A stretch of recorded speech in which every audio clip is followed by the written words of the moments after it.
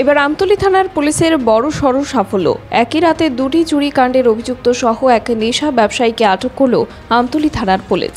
জানা গেছে, গত কিছুদিন আগে আমতলী বাইপাস সড়কের পাশের একটি স্টোর থেকে 16টি ড্রিলিং মেশিন চুরি হয়েছিল। সেই অনুসারে সোমবার আমতলী থানায় লিখিত অভিযোগ দায়ের করে মালিক পক্ষ। পুলিশ মামলা হাতে নিয়ে তাদের সিসিটিভি ক্যামেরার ফুটেজ দেখে সোমবার রাতে পার্থক্য এবং হৃদয় মিয়া নামে দুই অভিযুক্তকে চুরি হওয়া ড্রিলিং মেশিন সহ আটক করে। তার পাশাপাশি একই দিনে অর্থাৎ সোমবার ত্রিপুরা বিশ্ববিদ্যালয়ের সংলগ্ন কালী মন্দিরের চুরির ঘটনায় মূল অভিযুক্ত রাজিবুল আলমকে উত্তর ত্রিপুরা জেলার কদমতলা থেকে গ্রেফতার করে চুরি যাওয়া মন্দিরের স্বর্ণালঙ্কার সহ 16টা ড্রিলিং টুলস চুরি হয়ে গেছে বলে তারা কালকে আমাদেরকে একটা অভিযোগ জানান। সেই অভিযোগ মূলে আমরা পিউ ভিজিট করি এবং তাদের থেকে আমরা একটা সিসি ক্যামেরা ফুটেজ নেই। এই সিসি ক্যামেরা ফুটেজে সেটা ছিল যে কে বা কারা চুরি করেছে, কিন্তু সিসি ক্যামেরাতে তেমন পরিষ্কার ছিল না। তবুও আমাদের সাসপেক্ট অনুযায়ী আমরা সোর্স লাগাই এবং সেই সোর্স অনুযায়ী আমরা দুজনকে গ্রেপ্তার করি এবং তাদের কাছ থেকে আমরা টোটাল 40 লক্ষ টাকার drilling tools, SLB drilling tools আমরা উদ্ধার করতে পেরেছি।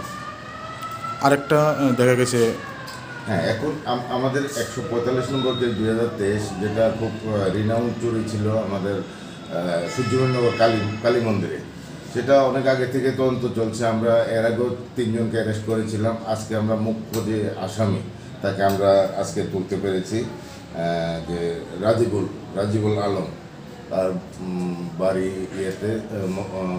কদমতলাতে। এরই মধ্যে গোপন সূত্রের সংবাদের ভিত্তিতে সোমবার গভীর রাতে আমতলী থানার পুলিশ ফুলতলী এলাকার সুমন সরকারের বাড়িতে অভিযান চালিয়ে 16 প্যাকেটে মোট 164 গ্রাম সুগার এবং 2,15,000 নগদ টাকা সহ নেশা কারবারি সুমন সরকারকে গ্রেফতার করে থানায় নিয়ে আসে। তার বিরুদ্ধে আমতলী থানার পুলিশ একটি NDPS মামলা হাতে নিয়ে তদন্ত শুরু করেছে। আমতলী থানার ওসি রঞ্জিত দেবনাথ জানিয়েছেন, উদ্ধারকৃত নেশা সামগ্রীগুলির কালোবাজারি মূল্য আনুমানিক 7 থেকে 8 লক্ষ টাকা। জানা গেছে, ধৃত নেশা কারবারি সুমন সরকারকে মঙ্গলবার আদালতে প্রেরণ করা হবে। দিনে আমরা একটা গোপন যে সোর্সের ভিত্তিতে আমরা খবর পেয়েছি এবং এসবি থেকে আমরা একটা খবর পেয়ে আমরা রাত্র প্রায় 2টা নাগাদ আমরা একটা ফুলতলিতে আমরা করেছি, যে সুমন সরকারের বাড়িতে রেড করেছি। রেড করার পরে আমরা টোটাল এমন 16টা পাউচ, 16টা পাউচ, যেটার মধ্যে টোটাল 164 গ্রাম ব্রাউন সুগার রয়েছে, 16টা ব্রাউন সুগার পাউচ এবং 2,15,000 টাকা আমরা উদ্ধার করতে পেরেছি এবং তাকেও আমরা গ্রেপ্তার করেছি। তাকে আমরা কালকে কোর্টে ফরওয়ার্ড করেছিলাম এবং এখন সে রিমান্ডে আছে। তবে এক্ষেত্রে বলা যেতে পারে, আমতলী থানার ওসি রঞ্জিত দেবনাথ সহ থানার অন্যান্য পুলিশ আধিকারিকদের এটি একটি বড় সাফল্য। ব্যুরো রিপোর্ট, খবরের প্রতিবাদ।